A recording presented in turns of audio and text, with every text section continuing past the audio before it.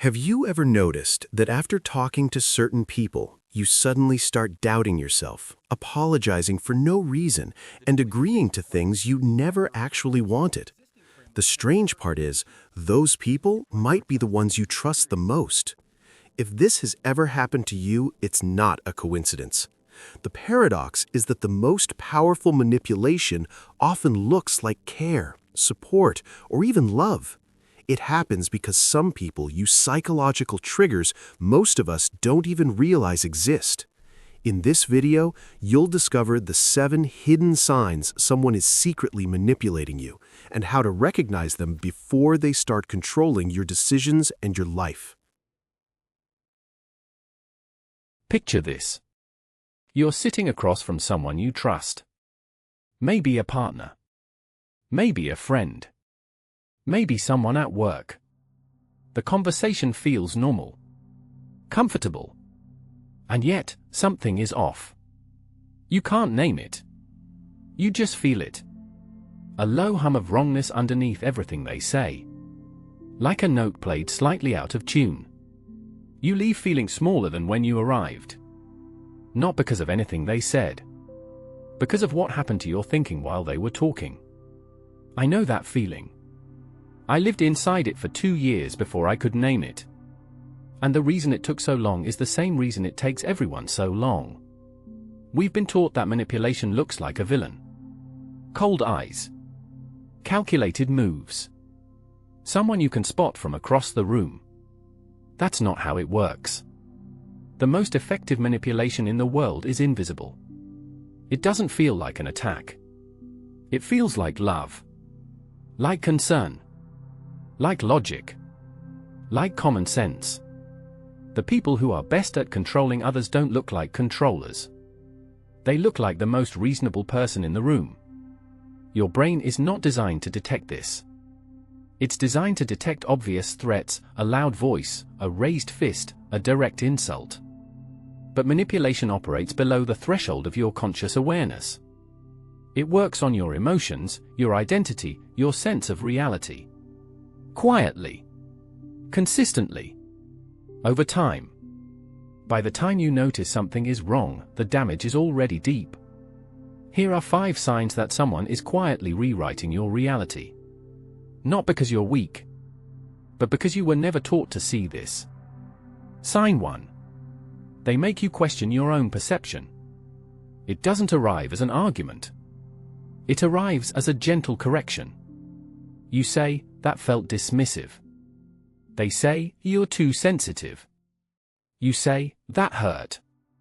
They say, "You're reading into it." You say, "Something feels wrong here." They say, "You always do this." Notice what's happening. You brought an observation about reality. They replaced it with a character flaw. Suddenly the conversation is no longer about what happened. It's about what's wrong with you. Psychologists call this gaslighting. But the word has been used so often it's lost its weight. Let's call it what it actually is, a systematic dismantling of your confidence in your own mind. Every time it happens, your brain learns something dangerous. It learns that your feelings are unreliable. That your instincts are flawed. That the safest thing to do is check with them before trusting yourself. And once someone has trained you not to trust your own perception, they can show you almost anything and you'll believe their version of it. Sign 2. They control through confusion, not commands. Here's something counterintuitive about control. The most effective way to control a person is not to give them clear rules. It's to give them unclear ones. When the rules are clear, you can follow them or refuse them. When the rules keep shifting, when what was acceptable yesterday is wrong today, when the same behavior gets praised one week and punished the next, your brain goes into a specific kind of overdrive. It starts scanning constantly for patterns. Trying to predict what will cause conflict. Trying to understand what the right move is. You become hypervigilant. Anxious. Preoccupied. And all of that mental energy gets redirected away from your own life. Your own goals. Your own clarity. That's not an accident. Confusion is a leash. Watch for this specific pattern. You ask for clarity, you get more confusion. A simple question produces a long emotional detour. You leave a conversation about their behavior feeling somehow responsible for everything. That is not communication. That is architecture. Someone built that response specifically to make sure the conversation never arrives anywhere useful. Sign 3. They isolate you through concern. This is the one that disguises itself most completely as love. It doesn't sound like, stop seeing your friends. It sounds like, I just worry about you around them. They don't really have your best interests at heart. You always come back upset after you see her. I just think you deserve better. Every statement framed as protection, as concern, as someone who sees more clearly than you do. And because it's wrapped in the language of love, your defenses go down. You accept the framing. You start to see your relationships through their lens. Gradually, without a single argument, without a single direct command, the circle of people you're close to gets smaller. Until they're the only person you fully trust. Until they're the primary source of your reality. Until the thought of losing them feels like the thought of losing your foundation. That's not love. That's architecture. Pay attention not to what they say.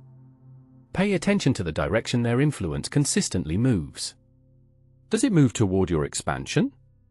Or toward your contraction? Sign 4. They use your emotions as evidence against you.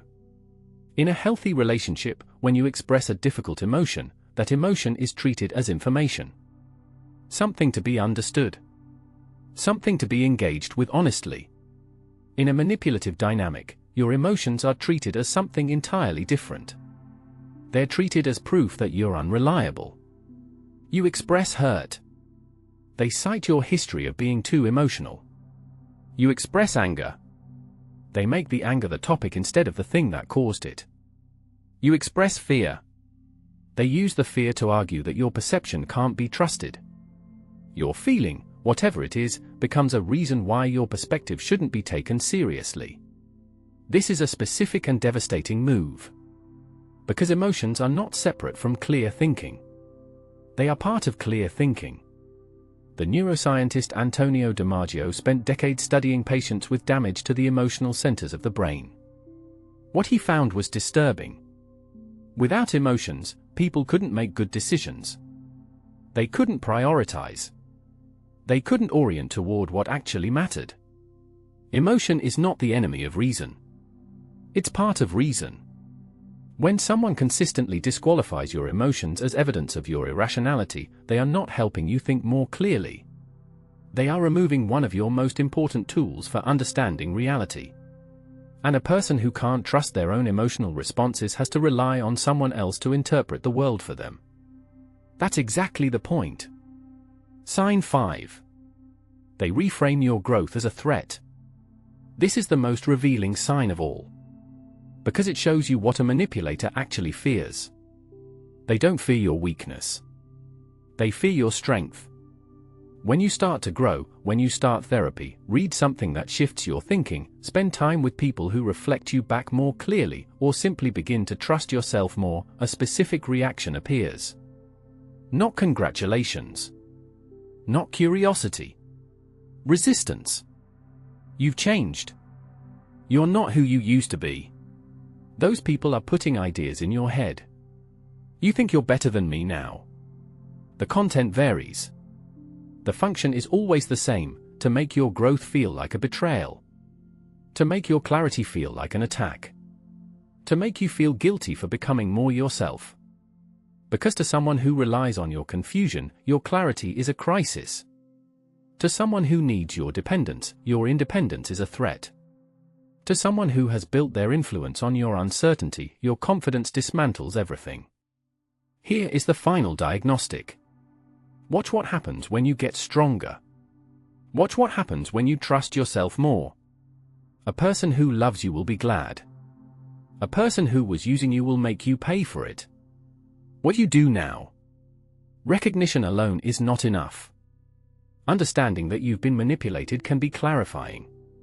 But it can also become its own trap, a new story that explains everything but changes nothing. So here is the one move that changes everything else. Stop outsourcing your perception. Not dramatically. Not all at once.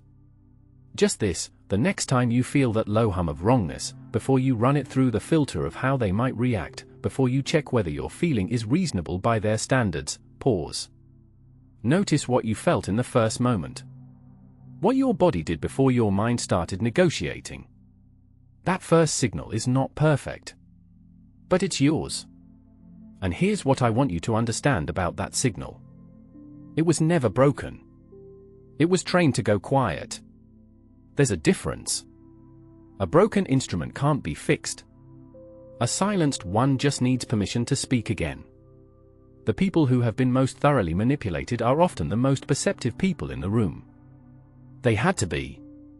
They developed extraordinary sensitivity to other people's emotional states because their safety depended on reading the room accurately. That sensitivity didn't disappear. It got redirected toward serving someone else's reality instead of navigating their own. Reclaiming it isn't about becoming more analytical. It isn't about trusting people less. It's about letting your perception count again. Letting what you notice matter. Letting your experience of what happened be real, even without their agreement. Especially without their agreement. Your clarity does not require their validation. What happened, happened. What you felt was real. And the version of you that waited for permission to trust yourself has waited long enough. Here is what all 5 signs have in common. They all work by creating a gap between you and your own mind. Between what you experience and what you're allowed to believe about what you experience. Between who you are and the version of you that someone else finds useful. Manipulation at its core is not about getting you to do something.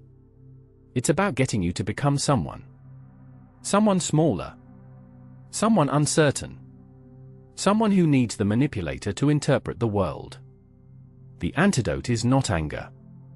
It's not revenge. It's not even distance, necessarily.